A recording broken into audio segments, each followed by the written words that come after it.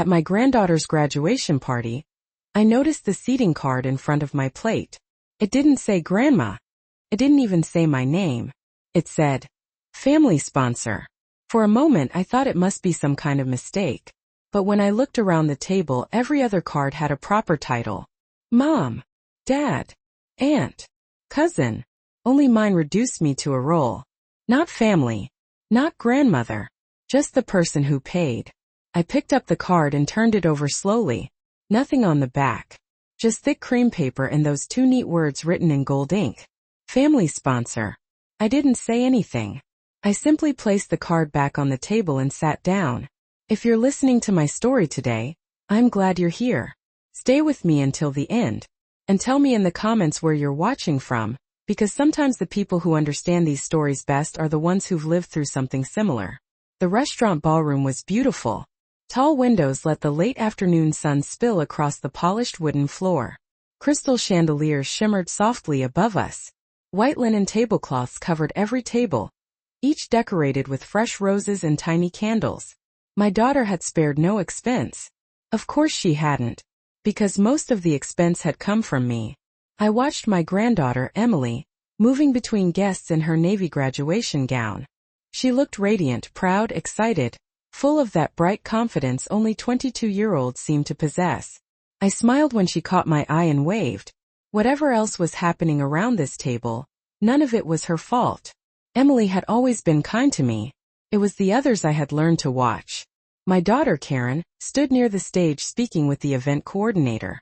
Even from across the room, I could recognize the tone in her voice. That polite but impatient edge she used whenever she was trying to control every detail. Karen had always liked control, even as a child, especially when it came to money. And unfortunately for me, money had always been the one thing she believed I existed for. I folded my hands quietly in my lap. At 71, you learn something about silence. People often mistake it for weakness, but sometimes silence is simply observation.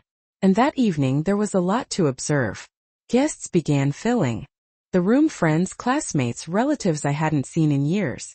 I heard someone behind me whisper, "That must be Emily's grandmother."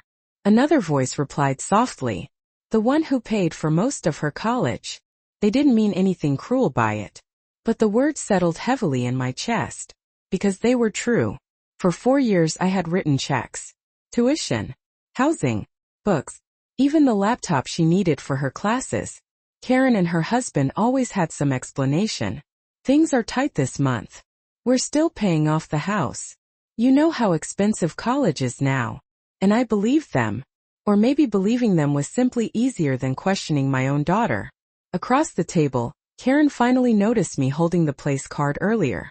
She walked over with that bright social smile she used for guests. "Oh, Mom," she said lightly, glancing at the card. "It's just a joke. Don't take it so seriously." "A joke?" I nodded once. "Of course." She gave my shoulder a quick pat before turning back toward the stage. To anyone watching, the moment would have looked perfectly normal. A daughter reassuring her mother. A harmless misunderstanding. But as I sat there quietly, something else caught my attention. Near the entrance, I saw a man in a dark gray suit step inside. He paused just long enough to scan the room before walking slowly toward the reception desk. I recognized him immediately. And the moment I did, a strange feeling settled in my stomach. Because that man wasn't a guest. He was the lawyer who had helped me rewrite my will 3 months earlier. And judging by the way he was looking around the room, Karen had no idea he was coming tonight. The lawyer stood near the entrance for only a moment before the event coordinator approached him. They exchanged a few quiet words. Then she pointed toward the back tables. Toward me.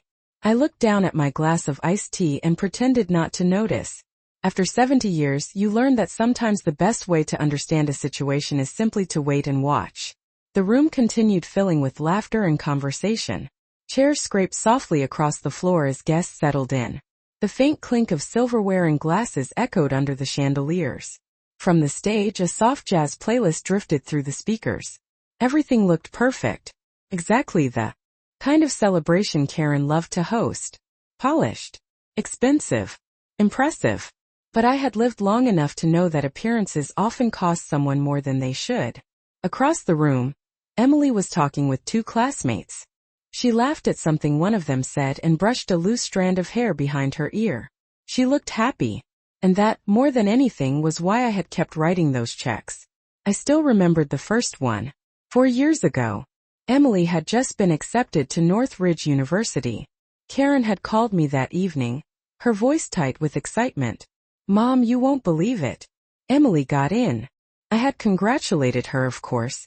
I was proud. Emily had worked hard in school. But then Karen's tone had changed. Just slightly. "You know tuition there is almost $40,000 a year," she had said carefully. I remember sitting at my kitchen table that night, staring at the old oak cabinet where I kept my checkbook. $40,000. When you're young, that number sounds impossible. When you're retired, it sounds terrifying. But Emily was my granddaughter. And Karen knew exactly how to say the words that would reach me. "She has so much potential, Mom. We don't want money to hold her back." So I told her I would help. The first year. Then the second year came. Karen called again. "Things are a little tight right now." Then the third. "Just until we get back on our feet." By the fourth year, the requests had stopped sounding temporary. They had started sounding expected. I never said anything. I simply mailed the checks. The funny thing about generosity is that it changes the way people see you. First they thank you. Later they rely on you. Eventually they assume you owe it to them. I lifted my eyes again and saw the lawyer moving slowly between tables now, greeting a few people along the way. He still hadn't come over. That was unusual. 3 months earlier, when I sat in his office rewriting my will, he had been very clear. "If you decide to move forward with these changes, Mrs. Whitaker, timing will matter." I had nodded. At the time, I thought the conversation would remain private. But tonight apparently something had changed. Karen stepped up onto the stage and tapped the microphone. The room quieted. "Thank you all for coming tonight," she said brightly. "This is such a special moment for our family." Applause filled the room. She gestured toward Emily. "Our daughter worked incredibly hard to graduate this year, and we couldn't be prouder." More applause. I clapped along with everyone else. Because that part was true. Emily deserved the celebration. But as Karen continued speaking about sacrifices and support, I noticed something curious. She never mentioned where the tuition had come from. Not once. Not a single word.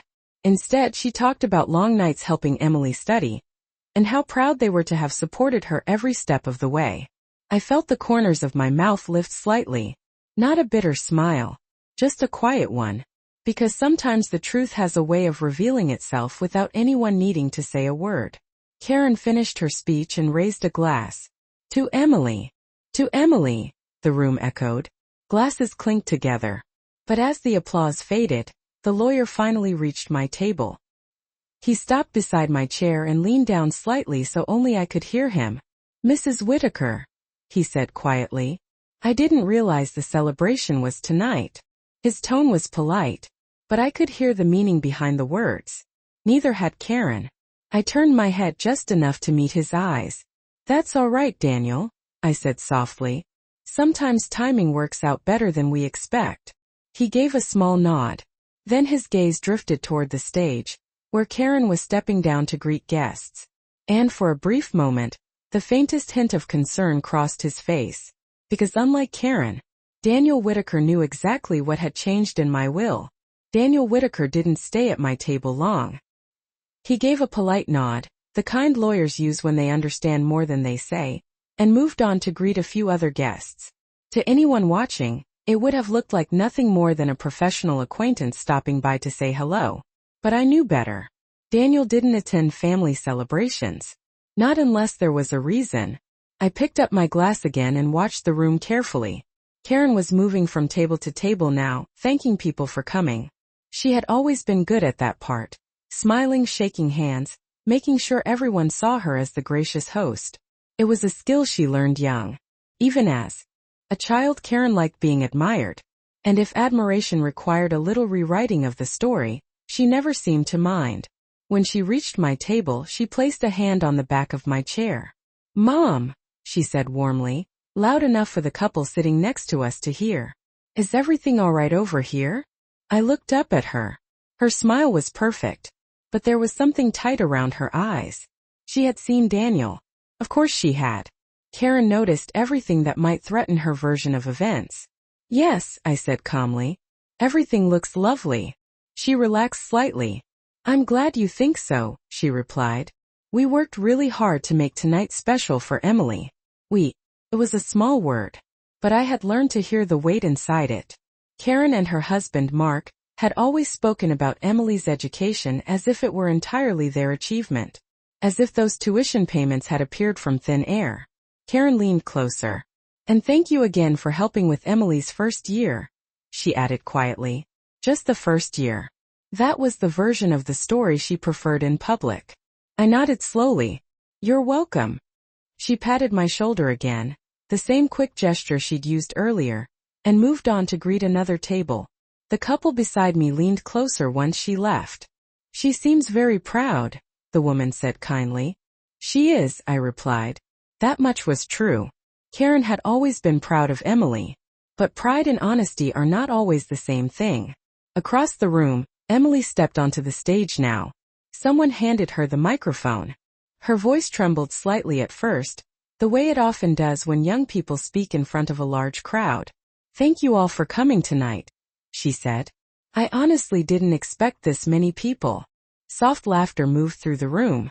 She looked toward her parents. I know college wasn't always easy, and my parents sacrificed a lot to help me get here. Karen smiled brightly from her table. Several guests turned to look at her and Mark with admiration. I watched quietly. Emily wasn't lying. Not intentionally. She simply believed the version of the story she had always been told. And why wouldn't she? Children rarely question the people who raised them. Emily continued. But there's one person I want to thank especially. For a moment I wondered if she might look toward me. But instead she turned slightly toward the center tables. My parents, she said, her voice full of emotion. For believing in me. Applause filled the room again. Karen placed a hand dramatically over her chest. Mark nodded proudly beside her. I clapped with everyone else. Not loudly. Just enough to blend into the room. Because Emily deserved that moment. Whatever else had happened over the past 4 years, none of it had been her doing. Still, as the applause faded, I felt something settle quietly inside me. A kind of clarity. For years earlier, Karen had stood in my kitchen asking for help. Emily has potential, she had said. And I believed her. But I also remembered something else from that conversation. Something Karen had said when she thought Emily couldn't hear. She deserves the opportunity more than most kids. I had asked what she meant. Karen had shrugged. You know how the world works, Mom. Some people are meant to go further than others. At the time the words sounded harmless. But later that evening when Karen thought I was out of the room, I heard something different. Mark had asked quietly, what about the other one? Karen had laughed. The other one, she said. Please. She'll figure something out. She had been talking about someone else in the family. Someone she believed didn't have the same future. That conversation stayed with me longer than Karen probably realized. Because sometimes the way people talk about one person tells you exactly how they see everyone else. On the stage, Emily finished her speech and stepped down to another round of applause. Karen rushed forward to hug her. Photographers snapped pictures. Guests stood and clapped again. The perfect family moment. But just as the noise in the room began to settle, I noticed Daniel Whitaker moving toward the stage. He spoke quietly with the event coordinator. Then he turned and looked directly at me. And in that moment I understood something very clearly. Tonight wasn't only Emily's graduation celebration. It was the first time the truth might finally walk into the room. Daniel Whitaker stood near the side of the stage, speaking quietly with the event coordinator. Most people in the room didn't pay attention. Why would they? To them, he was just another guest in a gray suit. But I knew Daniel well enough to recognize when something important was about to happen. Lawyers rarely arrive at celebrations by accident. And they almost never stay silent unless they are waiting for the right moment. I folded my hands on the table and watched the room slowly return to conversation. Karen was busy again, introducing Emily to distant relatives and family friends. Emily worked so hard, she kept saying. We're incredibly proud of her. Each time she spoke, people nodded approvingly. Someone even leaned toward her and said, "You must have sacrificed a lot to help her through college." Karen smiled modestly. "Oh, you know how it is," she said lightly. Mark laughed beside her. "It wasn't always easy," he added. The two of them shared a glance, the kind couples use when they want others to admire their teamwork. I looked down at my hands for a moment. Old hands. Wrinkled skin. A faint blue vein running across my wrist. Those same hands had written dozens of checks over the past 4 years. Tuition payments. Dorm fees. Books. Medical insurance. Even the plane ticket Emily needed when she studied abroad for a semester. I remembered the afternoon Karen had called about that. "Mom, this opportunity could change her life." She had said those exact words. Change her life. And perhaps it had. But what Karen never understood was that moments like that also change something else. They change the way you see people. First you help because you love them. Later you help because they expect it. Eventually you realize you've become something useful. Not family. A resource. Across the room, Emily was now surrounded by friends taking photos. She looked happy. Carefree. Exactly the way a young graduate should feel. Watching her, I felt something soften in my chest again. Because none of this was really about Emily. She had simply lived the life placed in front of her. The choices that shaped that life had come from someone else. Karen. I still remember the day the truth about that became clear to me. It was late autumn during Emily's 3rd year of college. Karen had come by my house unexpectedly. She sat at my kitchen table flipping through her phone while I made tea. At first, she talked about Emily's classes and internship applications. Then she mentioned something else. Casually. Almost as an afterthought. "You." "No," she said. "If Emily keeps this up, she might graduate with honors." I smiled. "That would make your father proud," I said. Karen shrugged. "Well, she always had the potential." There was that word again. Potential. I poured the tea and set the cup in front of her. "And what about the others?" I asked. Karen barely looked up. "What others?" "The rest of the family," I said gently. "Everyone deserves a chance." Karen laughed softly. Not cruelly. Just dismissively. "Mom," she said. "That's not really how the world works." I remember the quiet in the kitchen after that. The sound of the refrigerator humming. The soft ticking of the wall clock. Karen finally looked up at me. "You've always been too generous," she continued. "You think effort alone makes people equal." I didn't respond. Karen took a sip of tea. "Some people are simply meant to go further," she said. "And some people aren't." That conversation stayed with me long after she left. Because it revealed something deeper than financial expectations. It revealed how Karen saw people. As investments. Some worth supporting. Others not. Back in the ballroom, laughter rose again near the stage. Karen had gathered several guests for another toast. I could hear her voice carrying across the room. None of this would have been possible without the sacrifices we made as parents. More applause followed. Daniel Whitaker glanced in my direction again. Just briefly. But the look on his face told me something important. He understood the story being told tonight. And he also knew the parts that had been left out. Because 3 months earlier in his office downtown, I had finally told him the full truth. I had shown him every tuition receipt. Every check. Every transfer. He had listened quietly while reviewing the documents. Then he leaned back in his chair and asked a simple question. "Mrs. Whitaker, what would you like to do about this?" At the time I didn't answer immediately. I simply looked out his office window at the traffic moving slowly below. Families. Young people. Parents walking with children. Life continuing in all its complicated forms. Finally I turned back to him. "I don't want revenge," I said. Daniel nodded slightly. "That's good to hear. But I do want honesty," I continued. "And sometimes," I added quietly, "honesty needs the right moment." Back in the ballroom, Karen lifted her glass again. "To family," she said proudly. The room echoed the words. "To family." I raised my glass too. But as I did, I noticed Daniel Whitaker step closer to the stage. And something told me that moment, the one I had mentioned in his office, might be arriving sooner than Karen expected. Karen's toast ended with another round of applause. Glasses clinked again across the ballroom. The soft glow from the chandeliers reflected in hundreds of raised glasses, making the room sparkle for a moment. To family, someone repeated from the back. Karen smiled proudly. She loved moments like this. Moments where the story looks simple. A successful daughter. Supportive parents. A bright future. And no one asking too many questions. I placed my glass back on the table and watched quietly. After 71 years, you learn that truth rarely arrives loudly. More often, it slips into a room when people think the story is already finished. Across the ballroom, Emily had stepped down from the stage and was greeting her friends again. A few classmates were hugging her, taking photos, laughing about something I couldn't hear. She looked relieved. Graduation does that to young people. 4 years of pressure suddenly lifted. Karen walked over and wrapped an arm around Emily's shoulders. "I'm so proud of you," she said. Emily smiled. "I couldn't have done it without you." Karen squeezed her tighter. Several guests nearby watched the moment with warm expressions.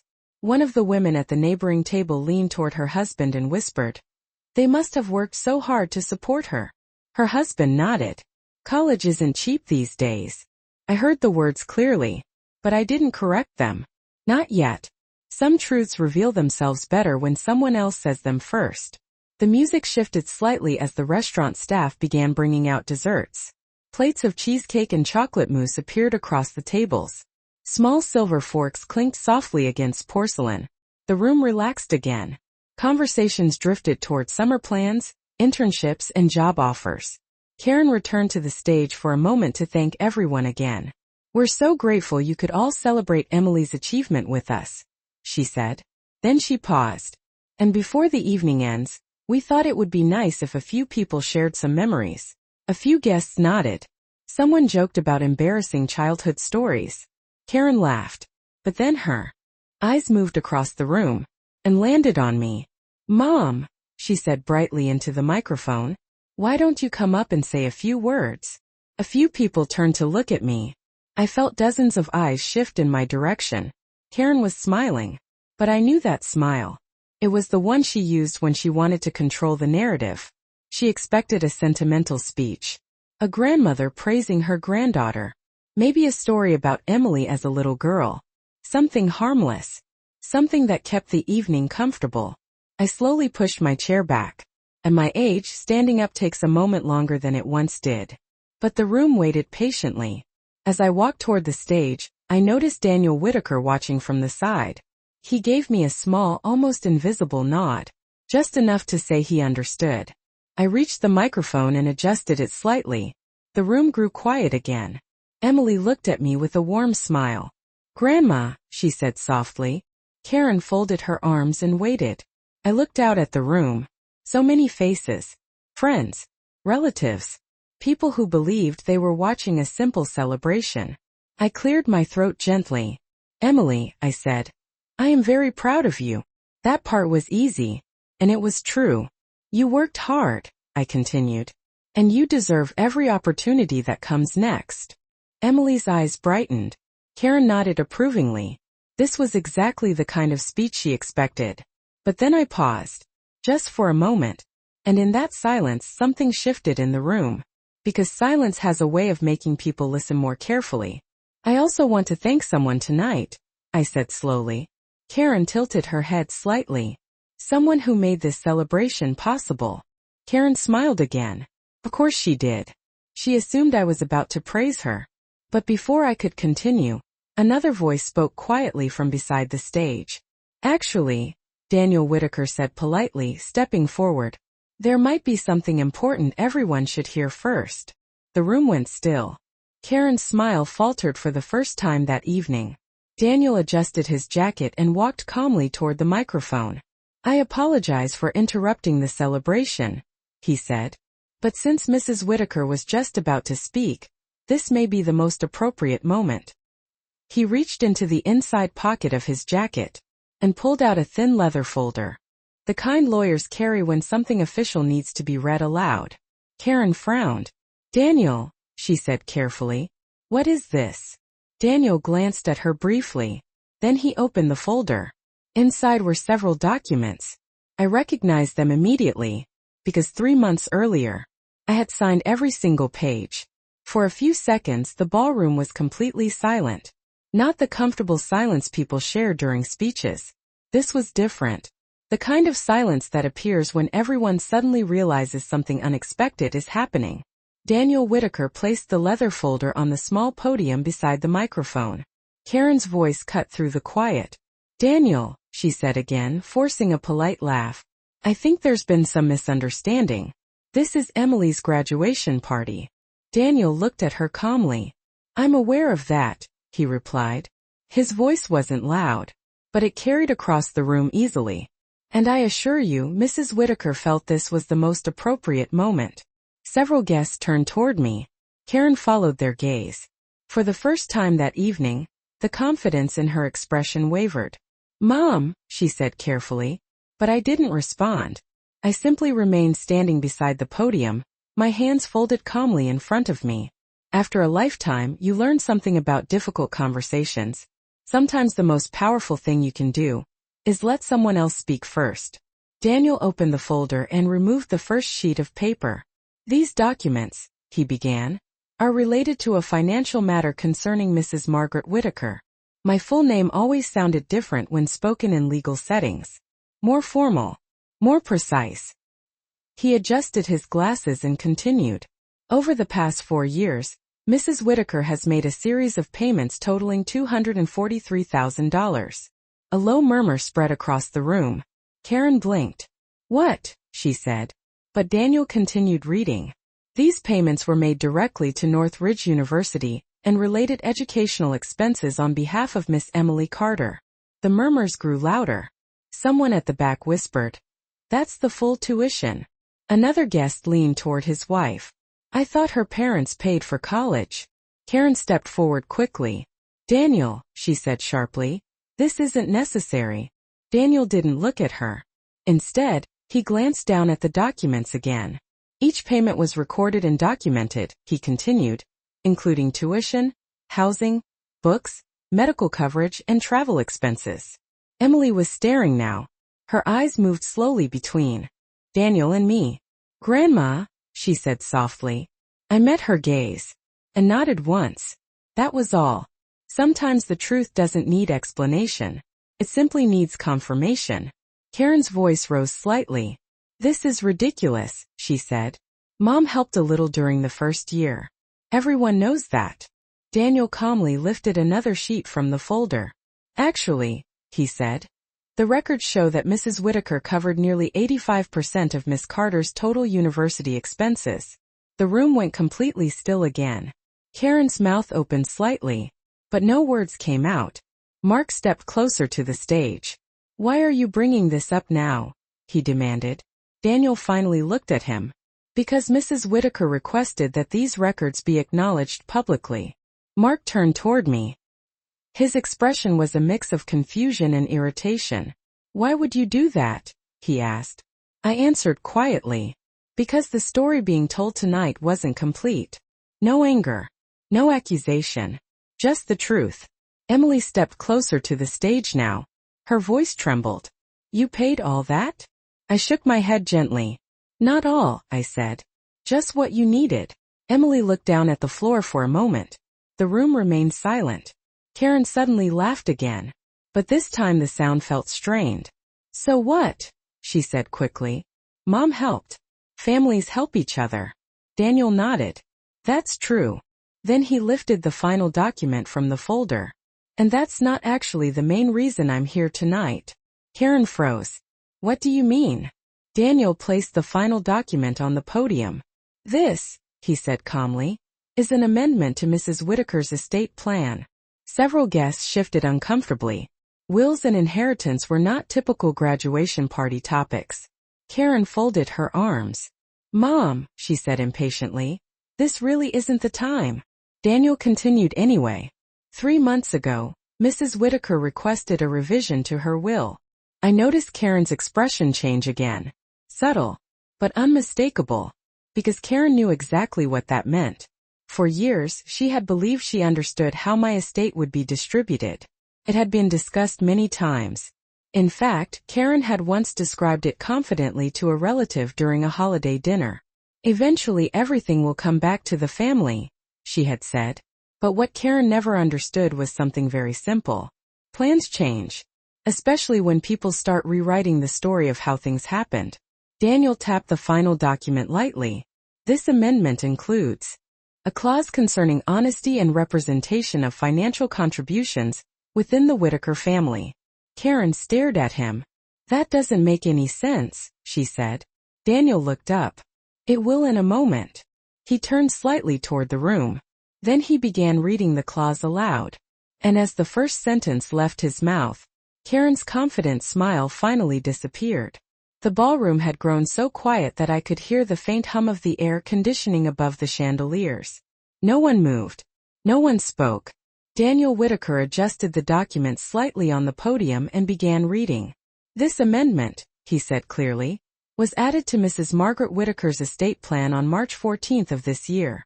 Karen crossed her arms. Mom, she said sharply. This is inappropriate. But Daniel didn't stop. The clause reads as follows. He paused briefly, then continued. In recognition of the financial contributions made toward the education and welfare of my granddaughter Emily Carter, I wish to clarify the source of those contributions. A quiet ripple moved through the room. Daniel turned the page. Over the past 4 years, I have personally funded the majority of Emily Carter's college education. These payments were made voluntarily, with love and with the belief that honesty within a family should always be preserved. Emily stood frozen near the stage. Her hands were clasped tightly in front of her. Karen shook her head. This is ridiculous, she muttered. Daniel continued reading. However, if any member of my immediate family knowingly misrepresents these contributions for personal recognition or social advantage, that action will be considered a breach of trust. Karen let out a short laugh. Mom, you can't possibly be serious. But Daniel's voice remained steady. In such a case, the individual responsible for that misrepresentation will forfeit any future inheritance from my estate. The words landed in the room like a dropped glass. For a moment no one reacted. Then the whispers began. Did he say forfeit inheritance? That's what it sounded like. Karen's face went pale. That's not legally enforceable, she said quickly. Daniel looked at her calmly. It is, he replied. Mark stepped forward again. This is insane, he said. You're embarrassing the family.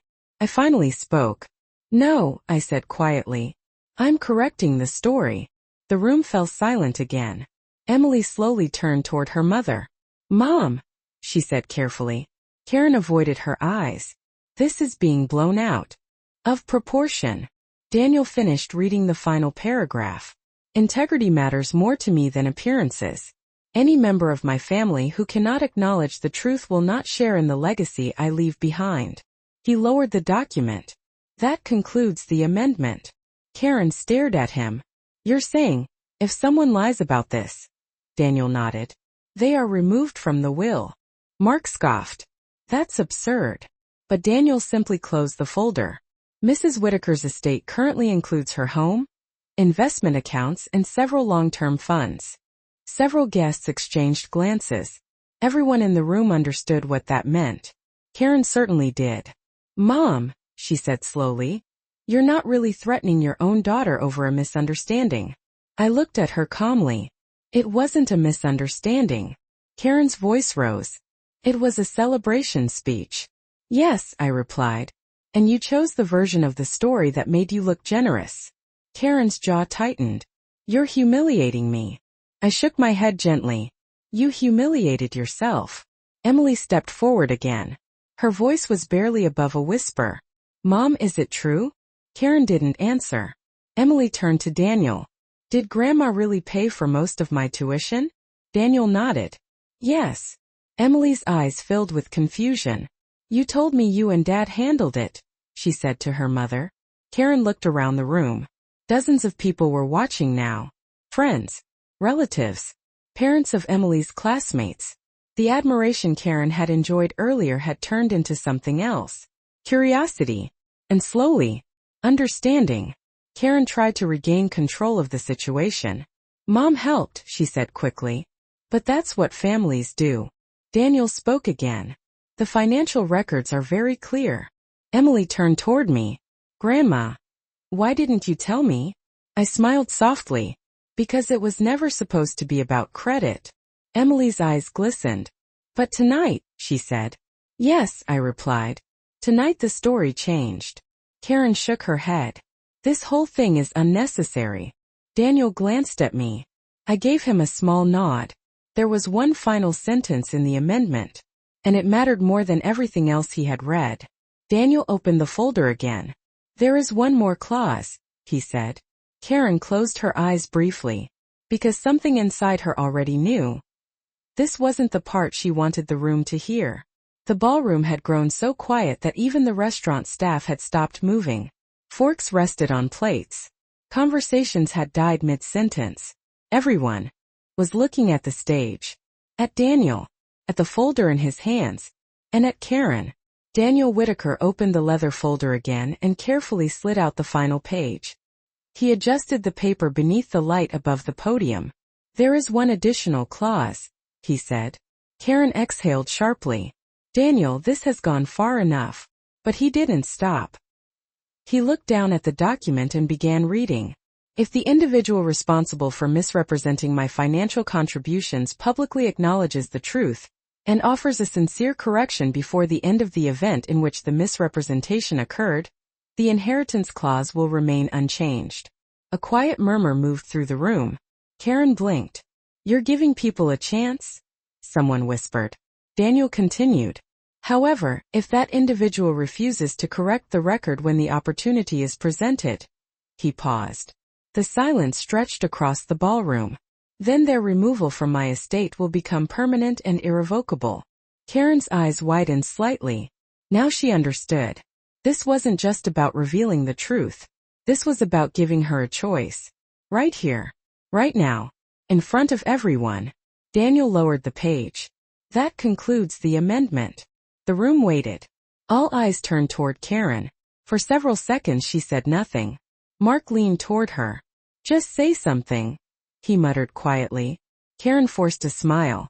This is completely unnecessary, she said. Her voice was lighter now, almost casual. As I said earlier, Mom helped with Emily's tuition. Families do that. Daniel remained still. That is not what the financial records show. Karen's smile tightened. You're turning a small detail into a public spectacle. Emily spoke softly from beside the stage. Mom! Karen didn't look at her. Instead she faced the guests again. Everyone here knows how much we've supported Emily. Several people shifted uncomfortably in their chairs. As now they weren't so sure. Daniel glanced briefly toward me. I simply stood quietly beside the podium. The moment wasn't mine to fill. Karen had been given her chance. Emily stepped closer to her mother. Mom, she said again more firmly. Did Grandma really pay for most of my college? Karen sighed. Emily, please don't do this right now. Just answer the question. Karen hesitated. For the first time that evening she looked uncertain. The room waited. Emily's voice softened. Mom, I need to know. Karen glanced around the ballroom. So many faces. Friends. Neighbors. Parents of Emily's classmates. All watching. All listening. And suddenly, the story she had told for years was standing on fragile ground. Mark stepped forward again. This is ridiculous, he said loudly. We're not discussing private finances in front of everyone. Daniel responded calmly. You already did. Mark frowned. What? When Mrs. Carter thanked her parents for paying for her education, Daniel explained. That was a public statement. The room fell silent again. Emily slowly turned toward me. Grandma, why didn't you ever tell me? I answered gently. Because it never mattered who paid. Emily's eyes filled with emotion. But it matters now. Karen let out a frustrated breath. Oh, for heaven's sake. She stepped toward the microphone. Fine, she said. Her voice carried across the room. Yes, Mom helped more than we expected. Daniel looked down at the document again. That is not the question being asked. Karen's patience snapped. What do you want me to say? Daniel replied calmly. The truth. Karen stared at him. Then at me. then at Emily. The room waited. A long moment passed. Finally Karen spoke again. Yes, she said quietly. Your grandmother paid most of the tuition. A collective breath moved through the ballroom. Emily covered her mouth slightly. But we were still supporting you, Karen added quickly. Daniel raised a hand slightly. Mrs. Carter. Karen looked at him. The clause requires a full correction of the earlier statement. Karen's expression hardened. You can't seriously expect me to apologize. Daniel said nothing. But everyone in the room understood the implication. Karen had been given a choice. Tell the truth, or lose everything she believed was waiting for her. Karen laughed bitterly. This is unbelievable. Then she looked directly at me. Mom, you're really going to destroy your relationship with your daughter over this? I met her gaze calmly. No, I said. You did that. The room remained silent. Daniel closed the folder slowly, because the final decision still hadn't been made. And everyone in the ballroom knew it. No one in the ballroom moved. The air itself felt heavy, like the moment before a storm finally breaks. Karen was still standing near the microphone, her arms folded tightly across her chest. The confident energy she had carried all evening had faded, replaced by something sharper. Defensiveness. Daniel Whitaker remained beside the podium, the leather folder closed in his hands. He wasn't rushing her. Lawyers understand something important about moments like this. Pressure works best when it is silent. Emily was the first to speak again. Mom, she said quietly. Karen looked at her daughter. Emily's voice trembled slightly. Why didn't you just tell me? Karen let out a tired breath. Because it wasn't that simple. Emily frowned. How is it not simple? Karen gestured vaguely toward the tables. Because families help each other. That's normal. Daniel spoke calmly. The clause does not require explanation. Karen turned toward him sharply. Then what does it require? Daniel answered simply. Honesty. Karen laughed again, but this time the sound carried very little confidence. You're acting like I committed some kind of crime. No, Daniel said. But the amendment addresses a pattern. Karen's eyes narrowed. A pattern. Daniel nodded once. Yes. Then he opened the folder again and removed another sheet. These are the public statements made earlier tonight. He looked toward the guests. Multiple witnesses heard Mrs. Carter thank her parents for funding her daughter's education. Karen threw up her hands. Oh my God. Mark stepped closer again. This is turning into a trial. Daniel responded calmly. No one is on trial. Then he added. Mrs. Carter simply has the opportunity to correct the record. Karen turned toward me again. You really want me to stand here and humiliate myself? I answered quietly. No, Karen blinked. Then what do you want? The truth. The word hung in the room. Emily spoke again. Mom, it's okay. Karen turned toward her daughter. Emily's voice had grown steadier now. If Grandma helped me, then I want people to know. Karen shook her head immediately. You don't understand. Emily frowned. What don't I understand? Karen hesitated. Then she said something she probably hadn't meant to say out loud. Because people respect parents who provide for their children. The room went silent again. Emily stared at her mother. So, this was about appearances? Karen realized what she had revealed. But it was too late. Mark tried to intervene. That's not what she meant. Emily turned toward him. Then what did she mean? Neither of them answered. Daniel closed the folder again. Mrs. Carter, he said calmly, you still have the opportunity to resolve this. Karen looked around the room. Dozens of people. Watching. Listening. Waiting. Some of them were relatives. Others were friends who had known the family for years. And now, all of them were witnessing something Karen had never planned. The collapse of the story she had carefully maintained. Karen's voice softened slightly. Mom, we could talk about this privately. I shook my head gently. You already chose a public story. Karen clenched her jaw. This is ridiculous. Daniel checked his watch briefly.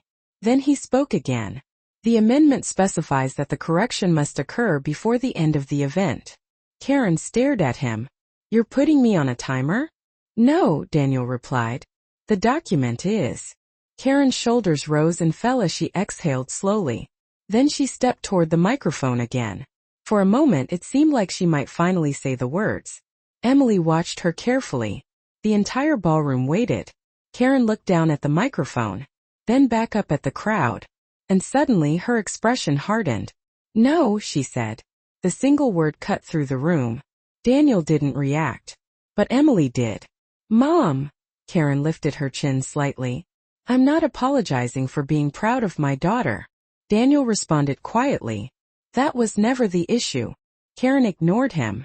"If Mom wanted credit," she continued, gesturing toward me, "she could have asked." I felt a small sadness pass through me. Not anger. Not even disappointment. Just recognition. Some people would rather lose everything than admit they were wrong. Karen stepped away from the microphone. "Are we done now?" she asked sharply. Daniel looked at me. I gave him a small nod, because the clause had been very clear. Karen had been given her opportunity, and she had refused it. Daniel opened the folder one final time. "Then the amendment becomes effective immediately." Karen frowned. "What does that mean?" Daniel met her eyes calmly. "It means your inheritance has just been revoked." And for the first time that evening, Karen looked genuinely afraid.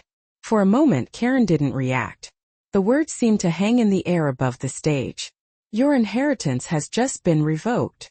People often imagine dramatic reactions in moments like that. Shouting, crying, anger.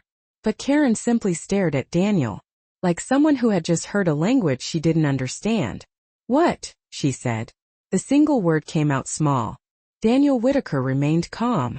"I believe I was clear," he replied. Karen shook her head slowly. "That's not possible." Daniel didn't raise his voice. "The amendment was signed, notarized, and filed 3 months ago." Karen looked toward me again. Now the confidence was completely gone.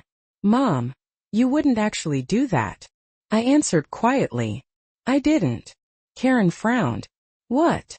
"You did." The room stayed silent. Emily stepped closer to her mother. "Mom," she said softly. Karen ignored her. "This is insane," she said. "You're throwing away your relationship with your daughter over a speech." I shook my head gently. "No." Karen's voice sharpened. "Then what is this about?" I answered with the same calm tone I had used all evening. "It's about respect." Karen scoffed. "You're seriously claiming this is about respect?" "Yes." Karen laughed bitterly. "For helping your granddaughter?" "No. For pretending you did." The words landed quietly, but they cut deeper than anything Daniel had read. Karen looked around the ballroom again. Dozens of people were still watching, but the expressions had changed. Earlier there had been admiration. Now there was something else. Understanding. Karen turned back to Daniel. "You're a lawyer," she said. "You know this will destroy the family." Daniel responded calmly. "Mrs. Carter, I didn't write the amendment." Karen looked back at me again. "Mom, you're being manipulated." I said nothing. Karen continued. "You think this proves some point?" "No," I said. "It proves the truth." Karen shook her head. "You're punishing me." "No. You're humiliating me." "No." Karen's voice grew louder. "Then what are you doing?" I answered simply. "Setting a boundary." The room remained completely still. Emily spoke again. "Grandma." I looked at her. She stepped closer to the stage. "Does this mean Mom really won't inherit anything?" I nodded once. "Yes." Karen snapped. "This is unbelievable." Mark stepped forward again. "Margaret," he said sharply, "this is an emotional overreaction." I looked at him calmly. $243,000 over 4 years, I said. "That's not emotional." Mark opened his mouth, then closed it again. Because numbers have a way of ending arguments. Karen's voice softened slightly. "Mom, we could fix this." I tilted my head. "How?" Karen hesitated. Then she said something that surprised even herself. "I'll acknowledge the help." Daniel spoke gently. "The opportunity for correction has already passed." Karen turned toward him. "That's ridiculous." Daniel shook his head. "The amendment was very clear." Karen turned back to me. "Mom, please." The word sounded strange coming from her. Karen had never been someone who asked for things. She expected them. But now the room was different. The power had shifted. And everyone could feel it. Emily stepped beside me near the podium. "Grandma," she said quietly. I turned toward her. "I didn't know," she continued. "I would never have taken the credit." I placed a hand gently on hers. "I know." Emily's eyes were shining now. "But I still want you to know something." "What's that?" She took a breath. "I'm grateful." The word carried through the silent room. Grateful. Not proud. Not entitled. Just grateful. And in that moment, something inside me settled. Because the truth had finally reached the one person it actually mattered to. Karen looked between us. For the first time all evening, she looked alone. The guests began shifting slightly in their chairs. The celebration had clearly changed. This was no longer just a graduation party. It was the moment when a family story had been rewritten. Karen straightened her shoulders. "So that's it?" she asked coldly. Daniel closed the folder. "That's it." Karen laughed once more. But this time there was no confidence left in it. "Fine," she said. "If Mom wants to throw away her family over money," I interrupted quietly. "It was never about the money." Karen looked at me. Then I added the final sentence. "It was about the truth." And finally, for the first time that evening, Karen had nothing left to say. For several seconds after Karen's last words, no one in the ballroom spoke. The music that had been playing earlier had already stopped. Even the staff standing near the dessert table seemed unsure whether they should continue clearing plates or simply wait. Moments like that have a strange quality. Time doesn't move normally. It stretches. People look at each other, trying to decide how they are supposed to react. Karen was still standing near the microphone, her posture stiff, her arms crossed tightly as if she were holding herself together. Mark stood beside her, jaw clenched. Emily was still next to me. And Daniel Whitaker quietly closed the leather folder and stepped away from the podium. The legal part of the evening was over. Now what remained was something much harder. The human part. A woman near the front table finally cleared her throat softly. "Well," she said awkwardly. "Emily, congratulations again." A few people nodded. Someone else began clapping. At first it sounded hesitant. But slowly the applause grew. Not loud. Not dramatic. Just sincere. Because in the middle of everything that had happened, people had almost forgotten the reason they were all there. Emily had graduated. Emily looked surprised by the applause. Then she smiled nervously and gave a small wave. "Thank you," she said quietly. I stepped away from the microphone and returned to my seat. The room gradually began to move again. Conversations restarted. Chairs shifted. The restaurant staff resumed serving coffee. But the atmosphere had changed. People spoke more softly now. And every so often someone glanced toward Karen. Karen had stepped away from the stage. She and Mark were speaking in low voices near the side of the room. I didn't try to hear what they were saying. I already knew the conversation. Anger, blame, damage control. Those conversations tend to sound the same in every family. Emily remained standing near the stage for a moment. Then she walked slowly toward my table. Her graduation gown swayed gently as she moved. When she reached me, she pulled out the chair beside mine and sat down. For a few seconds she didn't say anything. She simply looked at the tablecloth. Then she spoke. "Grandma, I'm really sorry." I turned toward her. "For what?" "For not knowing," she said. Her voice was quiet but steady. "For letting people believe the wrong story." I shook my head gently. "That wasn't your responsibility." Emily looked up at me. "But it matters." "Yes," I said. "It does." She was silent for another moment. Then she asked the question I had been expecting. "Why didn't you tell me sooner?" It was a fair question. One that deserved an honest answer. "Because when you give something with love," I said, "you don't expect recognition." Emily nodded slowly. "I understand that." Then she added, "But tonight you needed the truth to be heard." I smiled slightly. "Yes." Emily glanced across the room. Karen and Mark were still standing together. Karen was gesturing sharply with her hands. Mark looked frustrated. Emily watched them for a moment. Then she looked back at me. I wish things hadn't happened this way. So do I said. But sometimes truth arrives in uncomfortable moments. Emily reached across the table and took my hand. Her grip was warm. You didn't deserve what happened tonight. I squeezed her hand gently. And neither did you. Across the ballroom, Karen suddenly walked toward the exit. Mark followed a step behind her. Neither of them said goodbye. Neither of them looked back. The large glass doors closed quietly behind them. A few guests noticed. Most pretended not to. Family conflicts are uncomfortable to witness. But they are even more uncomfortable to ignore. Emily exhaled slowly. I guess they needed some time. Probably, I said. Emily studied my face carefully. Are you okay? I thought about the question.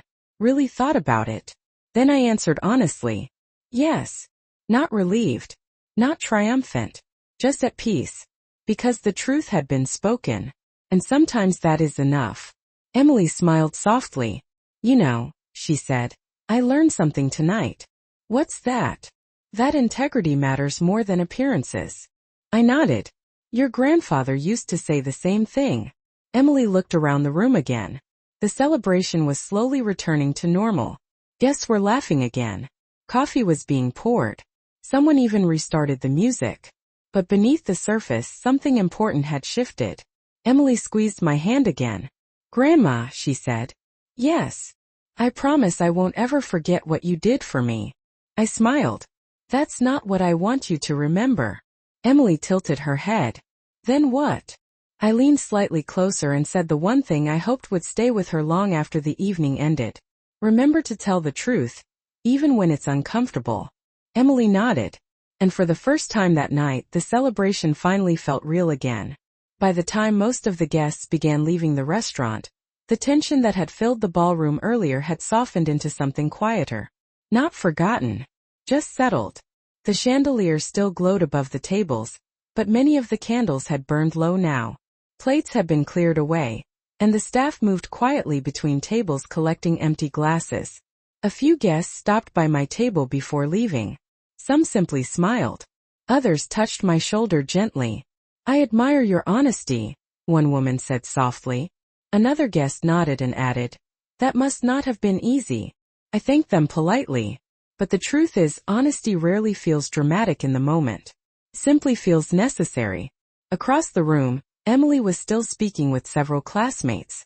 They were laughing about something again, the way young people do when the weight of the future hasn't fully arrived yet. Watching her, I felt something warm settle inside me. 4 years ago, when I wrote the first tuition check, I had hoped for exactly this moment. Not recognition. Not gratitude. Just the chance for her to step into the world with confidence.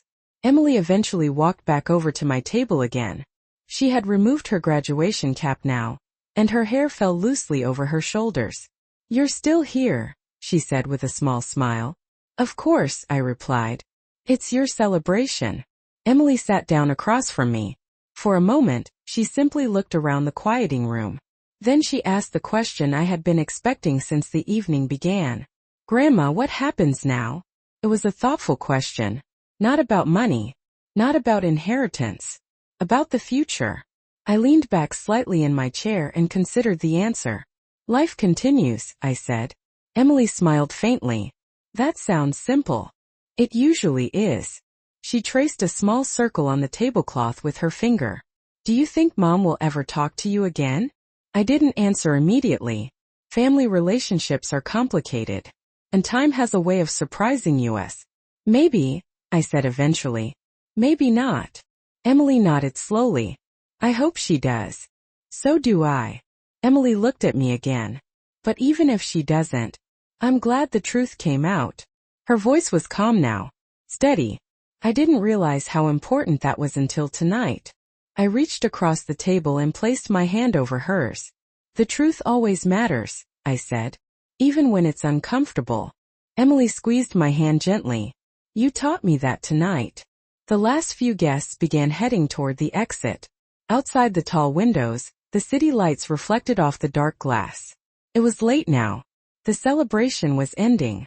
Emily stood and slipped her graduation cap back on for one last photo with her friends. Before she walked away, she turned back toward me. Grandma. Yes. She hesitated for just a second. Then she said something that meant more than any speech earlier that evening. Everything I accomplish from here on, I'll remember who believed in me. I smiled. That's all I ever hoped for. Emily gave me a quick hug before returning to her friends. I watched her across the room for a while. Young, capable, ready for whatever came next. Daniel Whitaker eventually walked over to my table. He set the leather folder down gently. You handled that well, he said. I gave a small smile. I had help. Daniel nodded toward the door where Karen had left earlier. Do you regret it? I thought about the question. Not for long. No, I said. Daniel studied my face for a moment. Then he nodded once. Good. He picked up the folder and prepared to leave. But before he walked away, he paused. You know, he added, most people wait until it's too late to correct the story. I looked toward the empty stage. Toward the microphone where the truth had finally been spoken. Stories matter, I said quietly. Daniel smiled faintly. Yes, he agreed. They do. When he left, the ballroom felt peaceful again. The staff dimmed the lights slightly as they began clearing the final tables. Emily waved goodbye from the entrance with her friends. I waved back. And as I slowly stood to leave, I noticed something sitting on the edge of the stage. A small folded place card. Someone must have moved it earlier during the speeches. Picked it up. The gold lettering was still there. Family sponsor. I looked at it for a moment. Then I smiled to myself. Because tonight, that story had finally been corrected.